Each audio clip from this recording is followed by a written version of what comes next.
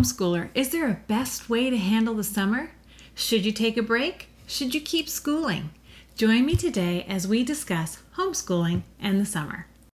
I was all alone, but then you came along. Our topic today is homeschooling and summer. Do you have no school? Do you keep schooling or do partial schooling? Do you have unstructured learning? And what about mom time? All right, let's start with no school for the summer. You've just finished the year. Do you want to kick up your feet, grab a book, take a complete break, and just have a traditional summer? It feels good to know that we've finished the school year and now we're rewarding ourselves with free time. No schedule. Do we want to just let the kids play outside all day? Do we want to sleep in, stay up late, and just enjoy the freedom and the fruit of a year well done? And you know what? That's a great plan, and I know lots of homeschoolers that do it. And I want to tell you a pro tip.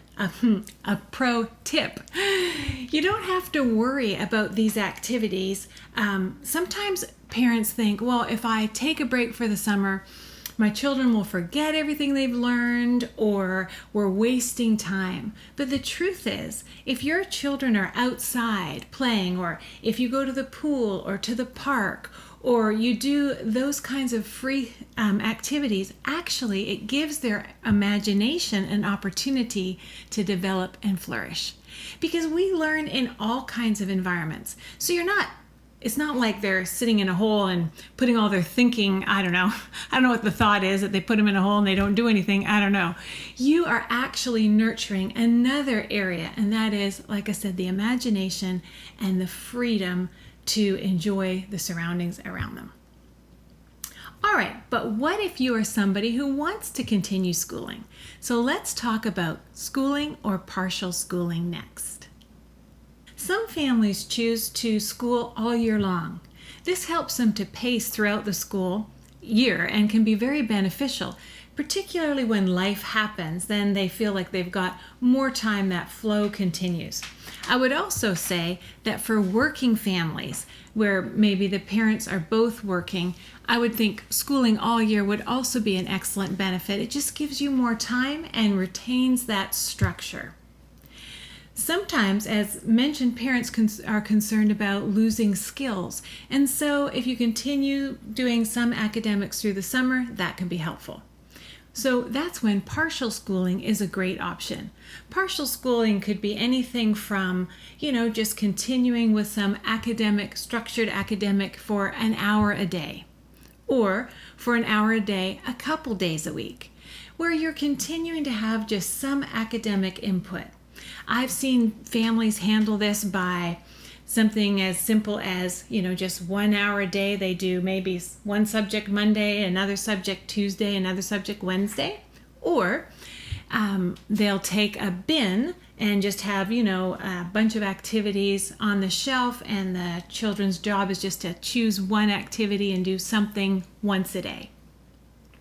But I want to tell you a pro tip that I love, and that is that you take, say, a subject and you focus on it during the summer. So a lot of people struggle with math, so what they might do is take another curriculum on the same level that their student has done that year and do it in the summer. So for example, let's say you were doing, Saxon Algebra 1 during the year. Then in the summer, you might get Matthew C. Algebra 1, so it's a different curriculum but the same level, and have your student work through that.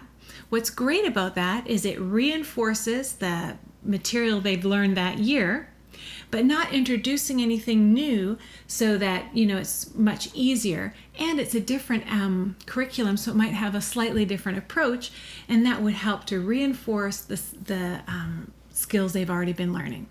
And I just want to speak to something here, because sometimes people think, I'll get the next level math and we'll get ahead. And if I can just say, I think sometimes we overdo our desire to push our children ahead, when in fact we really learn better we do better to reinforce and strengthen and deepen learning than necessarily always trying to push ahead. And I don't know where it is we think we're trying to get when we push ahead. I don't know if we think somehow our kids are smarter or we're doing a better job. I don't know, but we're always in a hurry. And I just want to say it's better sometimes to reinforce that learning, give them a chance to marinate, so to speak, in the skills that they've been studying all year, and that'll just strengthen them and make them much stronger for the upcoming year. All right, let's talk about school with unstructured learning.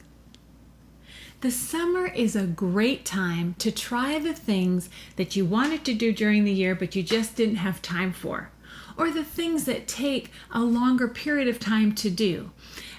It can be anything from field trips to day camps to overnight camps. It can be long-term projects like I mentioned gardening. If you watched my last video on creating a unit study, we talked about gardening, and that's a long-term project. It can be something that's not doable during the year, because of the weather. I loved this part about summer, and honestly, I'm a total unstructured learner. Like, that's what I enjoy, because you get to say to the students even like, what are you interested in? What can we explore? And it almost feels like there isn't that same, expectation where it has to turn out a certain way during the year. You know how you feel a little bit more structured with, say, math and English? I don't know, at least I do. Anyway, I love the summer. I've had my kids, we've done all kinds of things. One was interested in becoming a pastry chef, so they took lessons on cake decorating. Another interested in media, so they could do a film camp. Somebody else was interested in music, so we did, music lessons. We started them in the summer, and then we could decide, was this working? Was this something we wanted to continue through the year? So there's all kinds of ways to explore and learn unstructured in the summer, and it's just a great option. And so the pro tip is, like I said, you could try something that's new, and if it's good, you carry on, and if not, well, that was just something we did that was fun for the summer. All right, now let's talk about mom. One of the most important things to consider when you're thinking about homeschooling in the summer is you, the teacher. And statistically, that's moms, but there could be some dads at homeschool as well, and this applies to you as well. You have been taking all year, and you have been focusing on your children and their education, and you need to take a break, reward yourself, and it's time to think a little bit about you. What do you want to do? Is there a book you want to read? Is there a class you've wanted to take? Is there somewhere you've wanted to go, or even just some hobby you've wanted to explore? The summer is a great time for you to send the kids outside, or have some unstructured learning, or send them off to do something in another room or whatever, and take some time to think about you and your needs. And I have often said with my children, there have been times where, we've done something for me, and maybe it's been somewhat inconvenient for them, meaning that maybe they didn't get to play with their friend, or they didn't get to do something, and they've had to sacrifice, so to speak, for me. But I feel like that actually is an important thing for our children to learn. And I've said to them, hey, listen, I drive you to ballet, I drive you to soccer.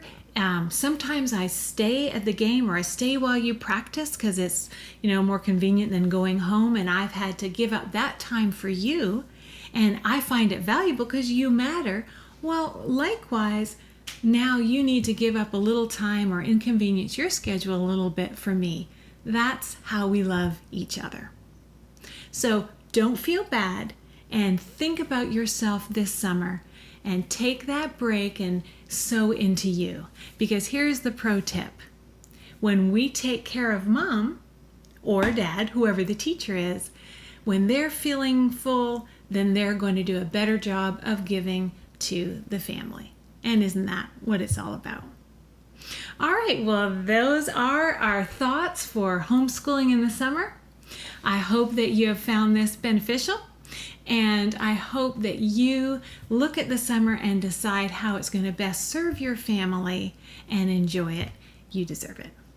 All right, so there you have it. Homeschooling and the summer.